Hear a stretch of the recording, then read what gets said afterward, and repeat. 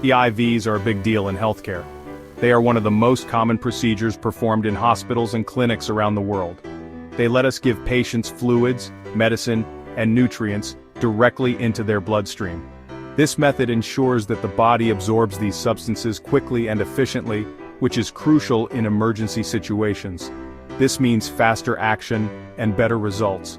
For instance, in cases of severe dehydration, an IV can rehydrate a patient much faster than drinking fluids. For a nurse, knowing how to put in an IV safely and comfortably is super important. It requires skill, precision, and a gentle touch to ensure the patient feels minimal discomfort. It helps patients get better faster and makes you a more valuable member of the healthcare team. A well-placed IV can make a significant difference in a patient's recovery time and overall experience. IVs are used in many situations. Dehydration, IV fluids help. They are also essential in administering medications that need to act quickly, such as pain relievers or antibiotics. Need antibiotics quickly? IV is the way to go. This method ensures that the medication reaches the bloodstream immediately, which is vital in fighting infections. Sometimes patients can't eat or drink normally. This could be due to surgery, illness, or other medical conditions that impair their ability to take in nutrients orally. IV nutrition keeps them strong. It provides essential nutrients directly into the bloodstream, ensuring that the patient receives the necessary vitamins and minerals to maintain their health. Mastering this skill is a big step towards becoming a great nurse. It not only enhances your technical abilities but also builds your confidence in handling critical situations. The ability to administer an IV effectively is a testament to a nurse's competence and dedication to patient care. Before you even touch a patient, gather your supplies. You'll need an IV catheter, a tourniquet, alcohol wipes, gloves, dressing, tape, and saline solution. Also, have your IV bag and tubing ready. Choosing the right catheter size is important. It depends on the patient and the reason for the IV. Check the doctor's orders. Once you have everything, explain the procedure to the patient. Answer their questions and get their consent. This builds trust and makes them feel comfortable. Finding a good vein is key to a smooth IV insertion. Look for veins that are straight, bouncy, and visible. The best places to look are the back of the hand or the inside of the elbow. Once you've found a good spot, clean the area with an alcohol wipe. Let it dry completely. This prevents infection. Apply the tourniquet above the chosen site. This makes the veins pop out more, making them easier to see and feel. Section 4. Needle in, the IV insertion process.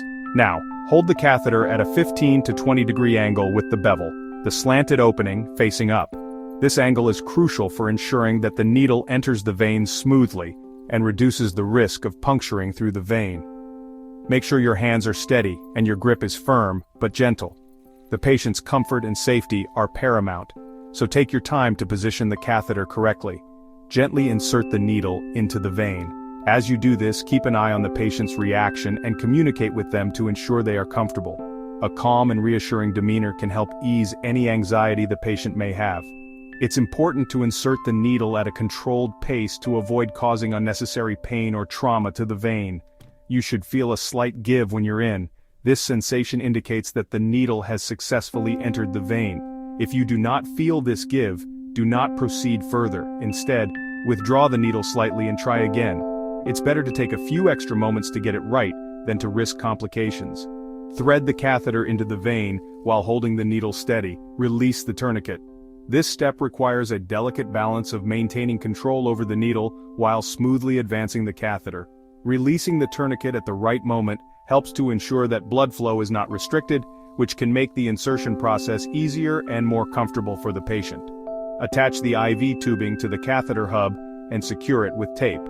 Make sure the connection is firm to prevent any dislodgement. Properly securing the tubing is essential to maintain a continuous flow of fluids or medication. Use medical tape to secure the tubing in place, ensuring that it does not tug on the catheter or cause discomfort to the patient. Make sure the connection is tight to prevent leaks. A secure connection is vital to avoid any potential complications, such as air bubbles entering the bloodstream or fluid leakage. Double-check all connections and fittings to ensure they are properly tightened and secure. Finally, dress the area with a sterile bandage to keep it clean and protected. This final step helps to prevent infection and keeps the IV site secure. Ensure that the bandage is applied smoothly and covers the entire insertion site. Regularly check the site for any signs of infection or complications and replace the bandage as needed to maintain sterility. Section 5. Troubleshooting overcoming common hurdles. Sometimes IV insertion doesn't go perfectly. Even with the best preparation and technique, complications can arise that require quick thinking and effective solutions. One common issue is when the needle slips out of the vein, causing a hematoma. A hematoma is essentially a collection of blood that pools under the skin, often resulting in a noticeable bruise and some discomfort for the patient. If you encounter this, the first step is to withdraw the needle carefully. Then apply firm pressure to the site to help stop the bleeding and reduce the size of the hematoma. After a few minutes, you can attempt the IV insertion again, but make sure to choose a different spot to avoid further complications. Another common problem is infiltration. This occurs when the IV fluid leaks into the surrounding tissue instead of flowing into the vein. Infiltration can be identified by swelling, coolness, and discomfort around the IV site. The swelling and discomfort are due to the fluid accumulating in the tissue, which can be quite uncomfortable for the patient. It's important to monitor the IV site regularly to catch infiltration early. If you suspect infiltration, the immediate action is to stop the infusion. Continuing to infuse fluid can cause more swelling and pain. After stopping the infusion, remove the IV and select a new site for insertion. Always ensure the new site is in a different location to prevent repeated issues. Documenting any complications and the actions taken is crucial for patient care. This information helps in future treatments and provides a record of the patient's response to IV therapy. Additionally, communicating with the patient about what happened and the steps being taken can help alleviate their concerns and build trust. Continuous training and staying updated with the latest techniques in IV insertion can significantly reduce the occurrence of these common issues. Regular practice and learning from each experience will enhance your skills and confidence in handling IV complications effectively. Section 6. Practice makes perfect. Honing your skills. Mastering IV insertion takes time and practice. Don't be discouraged if you don't get it right away. Practice on mannequins or even willing volunteers. The more you practice, the more confident and skilled you'll become.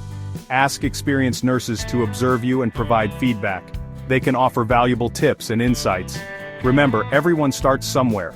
With dedication and practice, you'll become proficient in this essential nursing skill. Section 7.